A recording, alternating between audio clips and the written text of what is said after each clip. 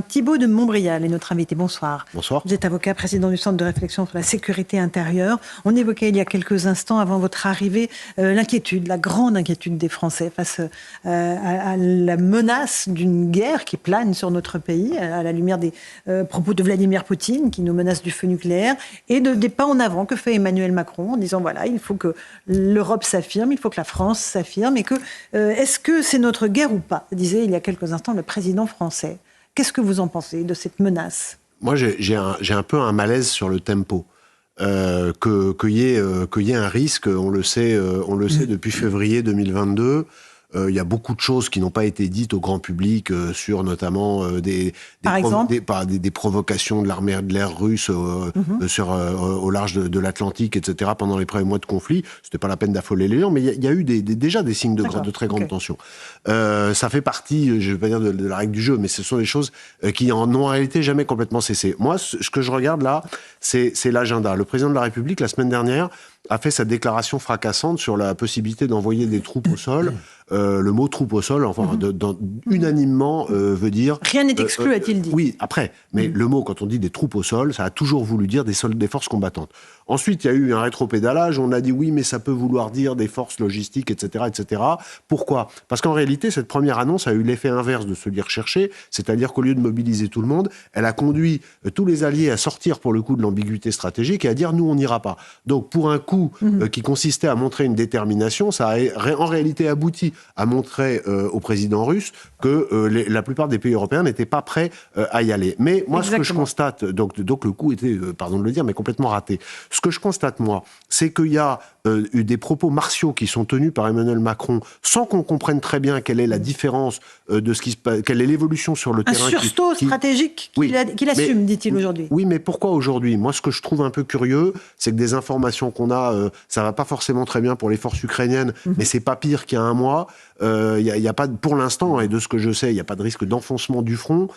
Et donc, là où je veux en venir, c'est qu'on a l'impression qu'Emmanuel Macron vient tout à coup dramatiser la situation à des fins de politique intérieure. Ça vient juste après l'affaire des agriculteurs, qui n'est pas finie, mais en tout cas après l'épisode du salon de l'agriculture. Et je pense que ça, au début de la campagne des élections européennes, voilà, moi ça me colle un peu un malaise. Par contre, il y a un risque, et ça c'est vrai, c'est que nous sommes engagés dans une coalition qui aide l'Ukraine, et de ce fait, la France, le territoire français est exposé notamment à des actions de subversion qui peuvent être directement organisées par les Russes ou indirectement. Qu'est-ce que c'est une action de subversion ? Une action de subversion, ça peut être des actions, soit des attaques cyber qui viennent désorganiser de façon plus ou moins forte la vie en France, la vie économique, toutes sortes, les activités, des actions sur l'électricité, etc.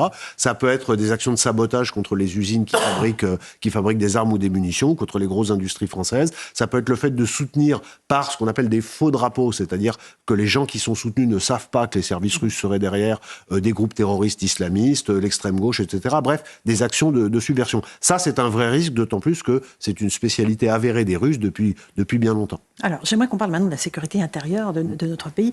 Gérald Darmanin, ministre de l'Intérieur, s'est exprimé il y a quelques instants au Sénat, notamment autour de la sécurité des JO, qui est une grande inquiétude du côté des forces de l'ordre. On va écouter ce qu'il a dit. Il a annoncé notamment une vaste opération de fichage pour éviter au maximum les risques d'attentats. Écoutons Gérald Darmanin.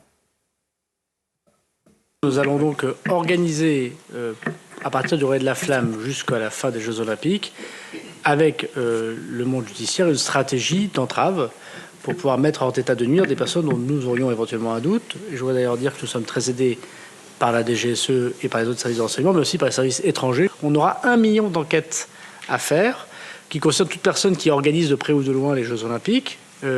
Évidemment, c'est le cas pour tous ceux qui organisent auprès du COJO ces Jeux, les volontaires, les agents de sécurité privés. On a déjà fait à peu près une centaine de milliers de ces criblages. Il y a quand même eu 280 avis d'incompatibilité. Des personnes irrégulièrement sur le territoire national. Bon, c'est pas en soi un gage de passage à l'acte ou de problème, mais il vaut mieux être régulier sur le territoire national, il vaut mieux être français. Et puis, évidemment, 6 fichiers S que nous avons découverts par ces criblages, c'est-à-dire des personnes qui se sont inscrites dans l'organisation des Jeux Olympiques et que nous avons donc écartées. Voilà, pour les risques écartés. Il y a une vraie menace sur ces Jeux Olympiques en termes de sécurité. Thibaut de Montbrial. Il y a une vraie menace pour au moins 2 raisons. La première, c'est qu'en France, aujourd'hui, nous savons que, pour tout un tas de raisons, il y a une menace élevée structurelle du terrorisme islamiste. Il y a également une menace de l'extrême gauche, une menace d'une forme d'écolo-terrorisme qui inquiète, même si on en parle moins, qui inquiète beaucoup les services. Et puis la deuxième raison, mais qui est en réalité la raison mère, c'est que les Jeux Olympiques, c'est l'événement mondial qui est à la fois le plus suivi et auquel participent, c'est le seul, tous les pays du monde. C'est-à-dire que chaque pays va regarder les JO, mais surtout chaque pays va envoyer une délégation et un certain nombre de gens qui accompagneront du public, des journalistes, etc.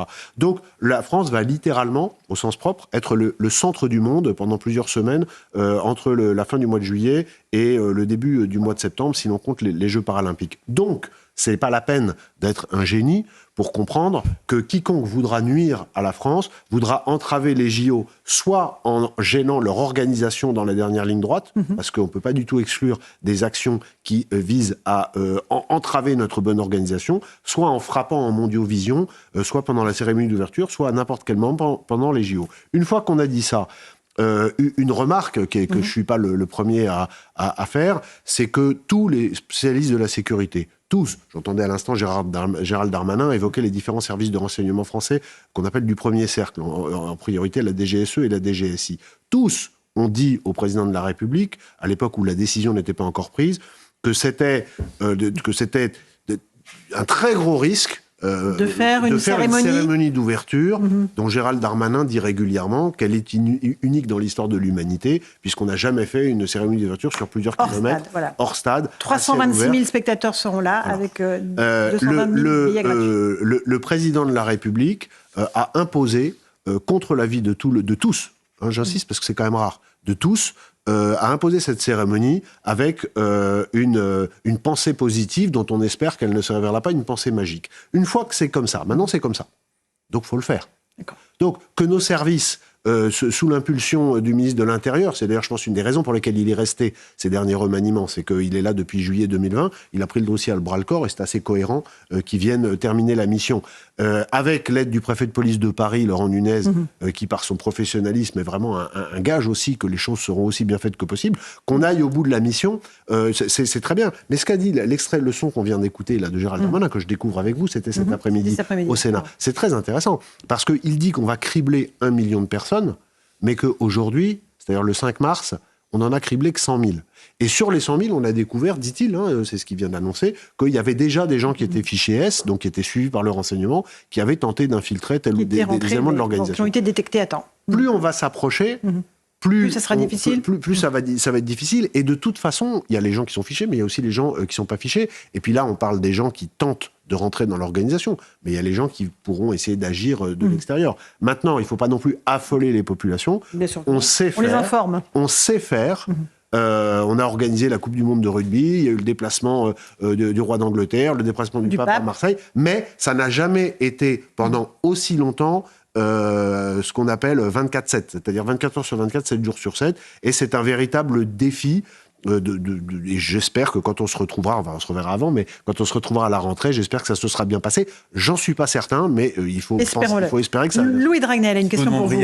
Est-ce que les risques que vous venez de présenter, des risques, est-ce qu'ils peuvent peser dans la décision d'inviter ou pas Vladimir Poutine au 80e anniversaire du débarquement qui aura lieu donc quelques semaines seulement avant les Jeux Olympiques? Alors, la question que vous posez est intéressante parce qu'elle permet d'élargir.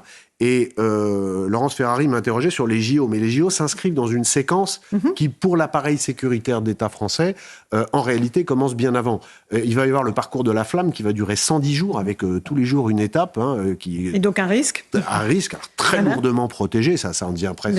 C'est un convoi de quasiment 1 kilomètre. Enfin, tout ça, si on prend un peu de recul, tout ça laisse dubitatif quand même sur le 6 rapport, juin, donc le débarquement. Le rapport entre l'investissement et l'occasion que ça représente. Enfin bon, est-ce que la menace russe peut contraindre Emmanuel Macron à inviter ou pas? Non, mais je réponds d'abord à votre première question. Vladimir Poutine. Je réponds à la première question avant que vous en posiez une deuxième.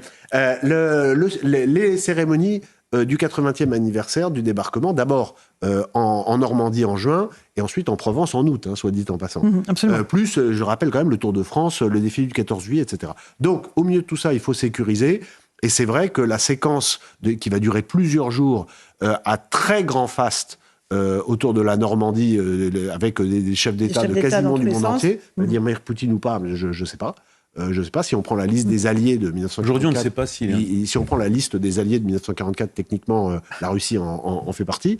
Donc on verra. Bon. Mais ce qui est sûr, c'est qu'en termes de moyens mobilisés et de durée, et j'en dis un mot quand même, pour les forces de sécurité intérieure, c'est-à-dire pour les effectifs, d'efforts, de contraintes de temps et de disponibilité pour les effectifs, ça va être un gros défi. Une question directe. Monsieur Montbrial, on a, dans l'émission de Laurence Ferrari, on a commencé par essayer d'analyser ce qui s'était passé au lycée de Cachan, où on a assisté à une horde sauvage de 300-400 personnes qui sont venues à la fois s'en prendre aux forces de l'ordre et au bâtiment lui-même, le lycée Gustave Eiffel.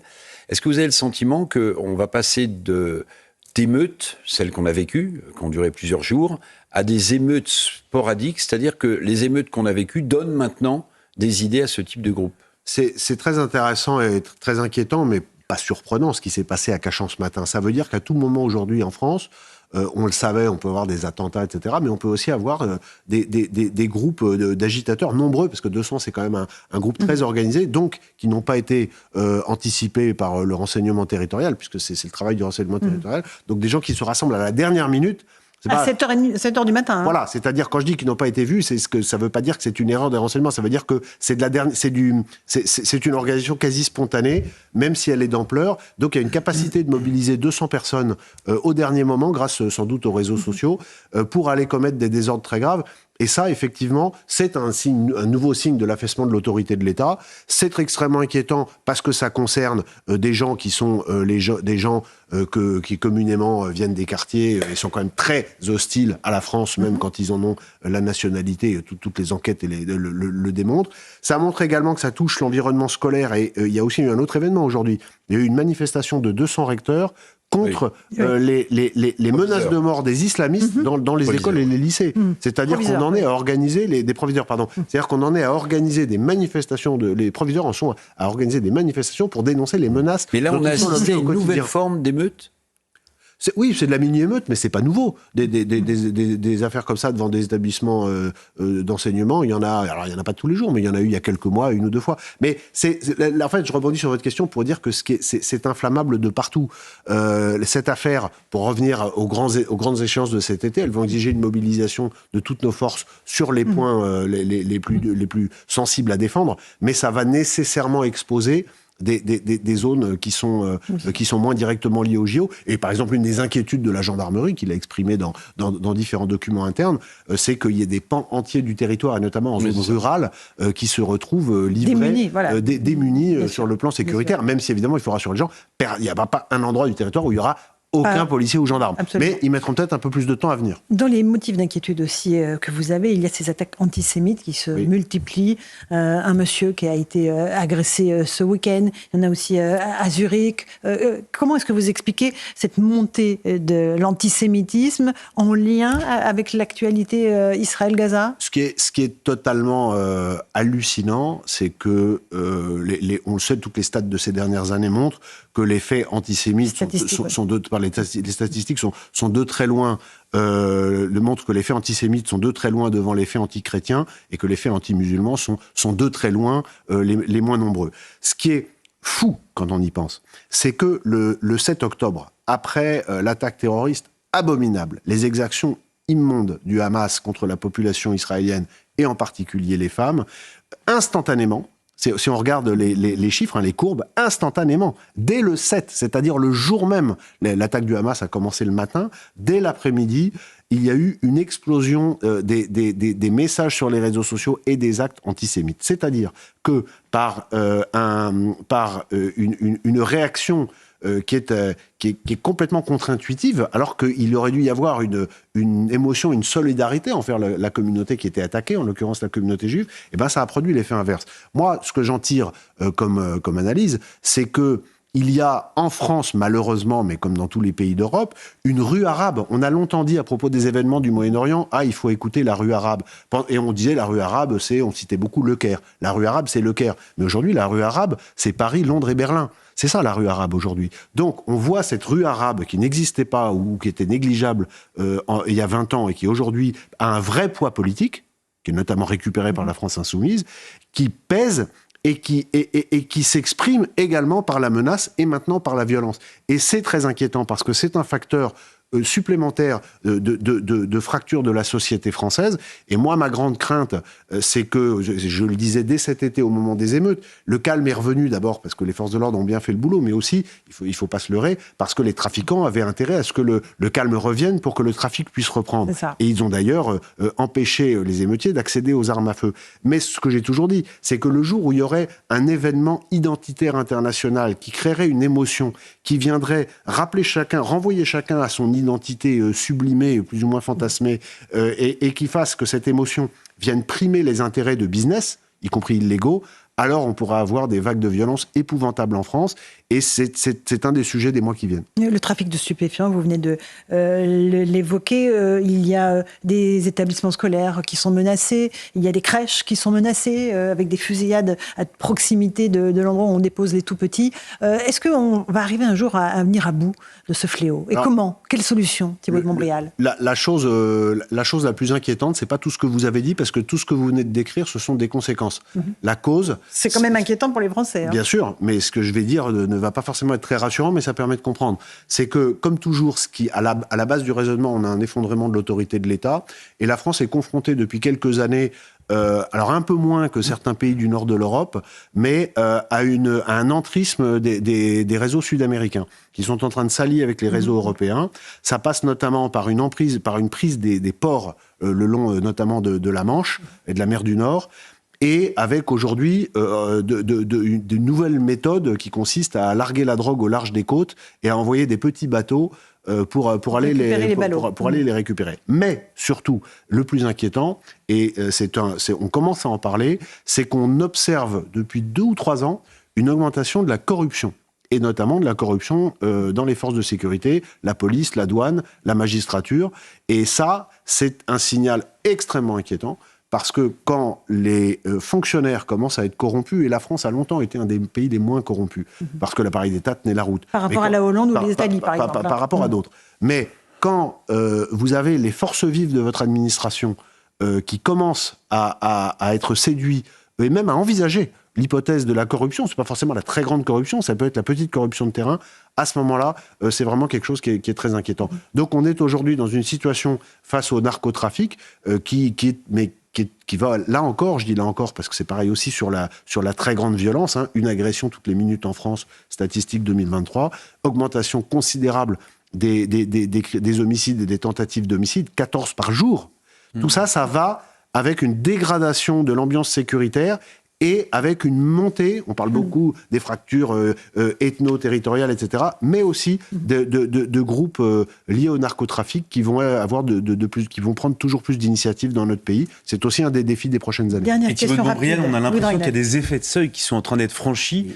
On a vu que des crèches maintenant étaient protégées par des polices municipales. Le lycée de Cachan va être protégé par la police nationale pendant plusieurs jours. Et on finit par s'habituer à se dire, maintenant qu'il y a la police, tout est réglé. Et on a le sentiment que les problèmes, en réalité, ne sont pas réglés. Comment est-ce que vous analysez ce glissement, ces effets de seuil? C'est la question de la grenouille dans le bocal quand on élève la température de l'eau. C'est-à-dire que si vous plongez une grenouille dans un bocal d'eau bouillante, elle va sortir tout de suite parce qu'elle ne supportera pas et elle va propulser avec ses petites pattes pour sortir de l'eau. Si vous mettez une grenouille dans un bocal d'eau froide et que vous chauffez, elle ne va pas sentir la montée de la température et l'effet de seuil fera C'est ce qui nous arrive. Je suis persuadé. C'est ce qui nous arrive. On ne mesure pas ce qui est en train d'arriver. Aujourd'hui, des événements au quotidien, qui arrivent au quotidien, auraient fait la une pendant 3 semaines de l'actualité il y a 20 ans. Notre société change et devient de plus en plus violente. Notre population change et la mixité d'une culture qui est une culture très différente de la nôtre, un rapport à la femme, un rapport à la violence qui est très différent, est en train de peser sur l'évolution de la société française. Il est grand temps de mettre le haut là, mais ça ne se fera, et vous savez que j'en suis un fervent porteur, mais que par un choc d'autorité et ensuite une reconquête par l'éducation et la culture. Tout ça mériterait du temps, je reviendrai vous voir, mais il est indispensable de le faire vite, parce que sinon ça risque malheureusement de mal se terminer. Thibault de Montbrial était notre invité. Merci beaucoup d'être venu ce soir sur CNews et sur